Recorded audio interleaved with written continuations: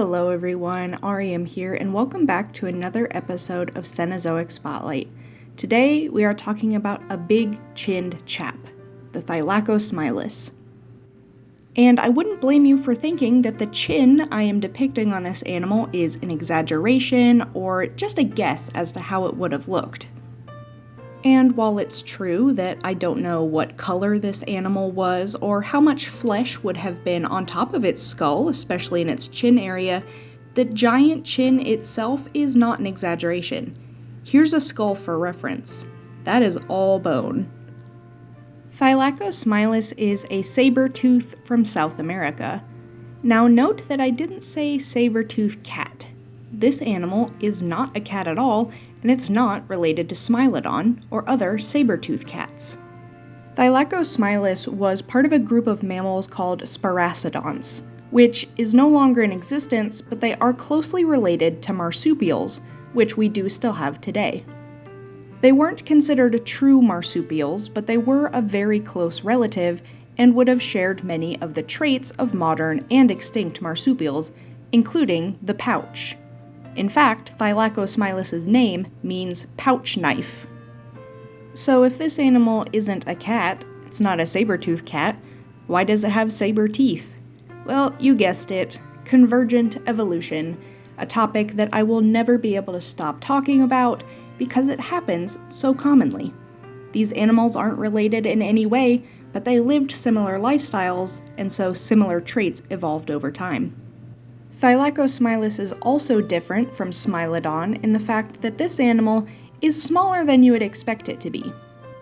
Thylacosmilus is believed to be one of the largest carnivorous members of its family, but that doesn't necessarily mean it's the same size you would guess when you see something that has saber teeth and looks vaguely cat-like. From skeletal remains, the length and height of these animals is pretty well known, but what is hard to estimate is the weight. This is because for animals like this, the skull was disproportionately large compared to the rest of the body, so it's really easy to overestimate how large the animal is. Some studies have looked at the weight-bearing bones of these animals, those in the arms and legs, to figure out that this animal could have actually been between 180 and 250 pounds, so small but beefy.